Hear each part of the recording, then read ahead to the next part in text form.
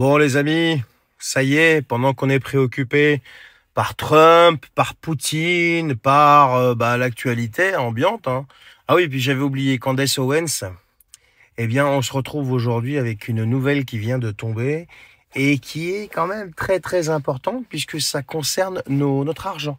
Voilà, la circulation. Ben oui, parce qu'on a besoin de l'argent pour vivre. Ben, vous le savez très bien.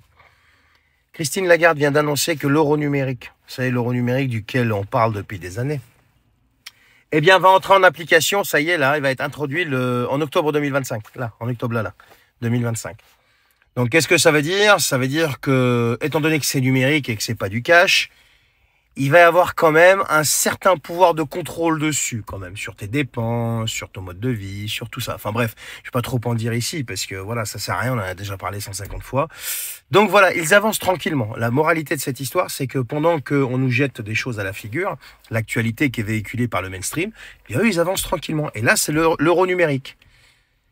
Et qui contrôle l'argent? Bah, contrôle tout, en fait. Voilà, tout simplement. Je sais pas. Si tu contrôles les flux, si tu contrôles la manière d'utiliser l'argent et compagnie, bah, t'as plus rien d'autre à contrôler, c'est fini. Tu contrôles tout, ça y est, t'as gagné. Paris, la ville lumière, bientôt la ville jungle. Vous savez pourquoi?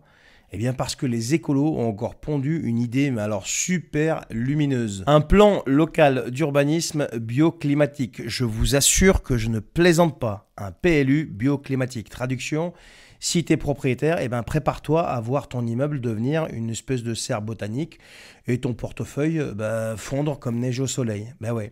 Déjà, ils sont obsédés par le tout végétal et ils veulent des arbres, des plantes, des forêts urbaines un petit peu partout. Voilà.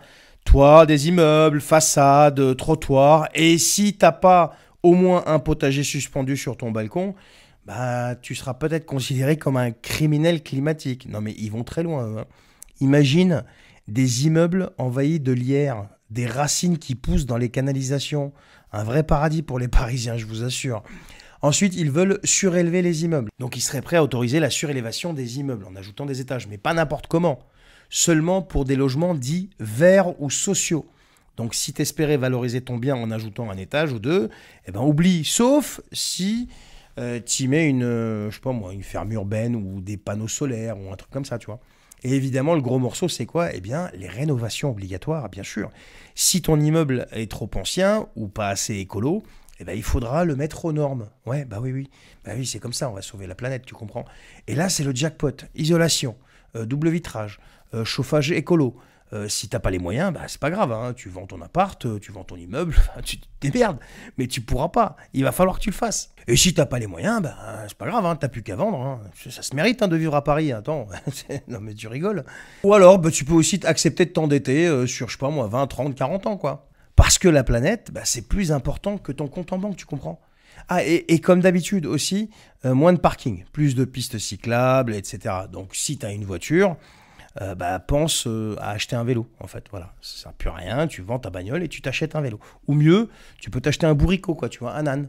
C'est plus écolo et ça produit de l'engrais naturel pour leur nouvelle jungle urbaine. Bref, non mais je déconne depuis tout à l'heure, mais bon, Paris, c'est plus une ville, hein. On est sur une expérience sociale sous LSD. Les mecs, il va falloir qu'ils arrêtent les substances, quoi. Si t'es propriétaire, t'as intérêt à te préparer. T'auras plus de verdure, surtout moins de liberté aussi, et plus de factures. Mais c'est parce que c'est comme ça que ça marche chez Madame Hidalgo. Mais quand est-ce que ces gens-là vont arrêter leur délire idéologique? Moi, ça me dépasse, hein. Ça va mal finir. Avec les Roumains, faut pas blaguer, les gars. Les tartuffes, là, de Bruxelles. Attention à ce que vous faites avec les Roumains. Vous avez oublié ce qu'ils ont fait à Ceausescu. Eh ouais, lui et sa femme. Ils l'ont arrêté et boum boum, vous connaissez le résultat. Ben ouais, je vous dis ça les amis, parce qu'en fait, après avoir annulé les élections, donc bien sûr on sait qui est derrière, hein, l'Union européenne, bien sûr. Alors bien sûr c'est les juges roumains, soi-disant, je sais pas quoi, mais qui sont à la solde de l'Union européenne. Donc ils ont annulé les élections qui donnaient Georgescu en tête. Donc Calin Georgescu, c'est le candidat qui est anti-OTAN, anti-Union européenne, etc. Et bien là maintenant, ils viennent de lui interdire de se présenter aux futures élections. Donc j'aime autant vous dire qu'au moment où je vous parle, allez regarder sur les médias, pas bien sûr BFM TV, tout ça oublié, hein. Eux, ils sont préoccupés par ce qui se passe en Ukraine et par Elon Musk qui va peut-être Starlink arrêter, je sais pas quoi. Mais allez voir le bordel qu'il y a à Bucarest, là. Là, ça va pas passer crème. Et tout ce que j'espère, c'est que ça va contaminer l'Europe entière pour que les peuples se réveillent enfin. Qu'est-ce que je lis là? Mais qu'est-ce que je lis? Mais qu'est-ce qui se passe chez Jordan Bardella? Bah alors? Je suis en train de lire, vous pouvez regarder les sources, hein, BFM TV et compagnie. Hein. Jordan Bardella, le président du Rassemblement national, a récemment qualifié la Russie de, je cite, menace multidimensionnelle pour la France et pour l'Europe. Mais qu'est-ce qui lui arrive? Pourquoi il s'aligne comme ça sur le narratif? De quoi, Jordan, as-tu peur? Qu'est-ce qui se passe? Enfin, je sais pas, je comprends pas. Il a parlé aussi, a priori, donc c'était une interview sur France Inter, hein. Il a déclaré donc que la Russie est évidemment une menace aujourd'hui multidimensionnelle pour la France et pour les intérêts européens. Il a aussi parlé de plusieurs aspects de cette menace, donc ingérence électorale. Il a mentionné les ingérences russes tout au long de la campagne électorale, donc là, il rentre dans le narratif. Jordan, est-ce qu'en Roumanie, annuler les élections, tu cautionnes ou pas? Enfin, je sais pas, on posera la question tout à l'heure.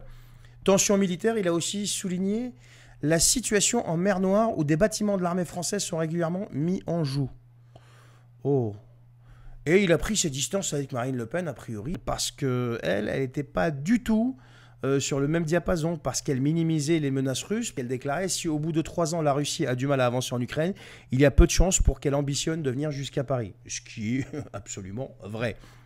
Alors la question est de savoir pourquoi le petit Jordan s'aligne sur la Macronie et sur le narratif ambiant, alors que sa patronne, qui est quand même de l'ancienne école, a l'air beaucoup plus lucide quand même sur le sujet. Dites-moi à votre avis, pourquoi il s'aligne comme ça, le petit Jordan?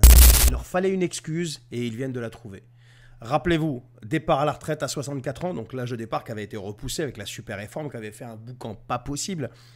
Taper sur des casseroles, danser dans la rue, enfin, je vous passe les détails, vous vous souvenez de tout ça? Qui ont influencé vachement Macron et sa bande. Ils l'ont tellement influencé que là, eh bien, ils viennent de nous sortir un truc de dingue. Le monsieur retraite du gouvernement ose déclarer que sous prétexte d'une économie de guerre, donc le prétexte il est là, économie de guerre, eh bien, il faudra encore repousser l'âge de départ à la retraite au-delà de 64 ans. Et ils viennent vous expliquer que chez nos voisins... Alors, ils avaient commencé déjà la semaine dernière avec tout ça, hein, en vous envoyant tous les tartuffes du gouvernement, donc tout ce que j'appelle les VRP, moi, venir nous expliquer, ouais, mais chez nos voisins, je sais pas quoi, eux, ils travaillent déjà plus longtemps, blablabla. Bla, bla. Oui, mais à ce moment-là, si tu parles de nos voisins, que je sais pas quoi, que nous, il va falloir qu'on fasse pareil, arrête de te vanter du système social français, d'accord? Tu fermes ta bouche et tu nous expliques que, finalement, les gars, notre système social duquel on se vantait en permanence, bah finalement, en fait, on s'est planté, c'est de la daube, et que bah, on va arrêter de s'en vanter, et puis on va s'aligner sur nos voisins. Donc tu peux pas venir te vanter du système social d'un côté, et puis de l'autre côté, nous expliquer, bah non, au final, nos voisins, qui ont un système social qui est beaucoup moins bien que le nôtre, eh bien, ils font ça, donc on est obligé de faire pareil. Tu comprends ce que je veux dire? Donc au bout d'un moment, aligne-toi si tu veux, petit politicien. Tout petit politicien. Donc là, encore une insulte aux travailleurs, pendant que eux, les élites, eh bien, bah ils se gavent. Hein. Bah oui, pendant que l'archer achète des fauteuils à 40 000 balles, tu comprends?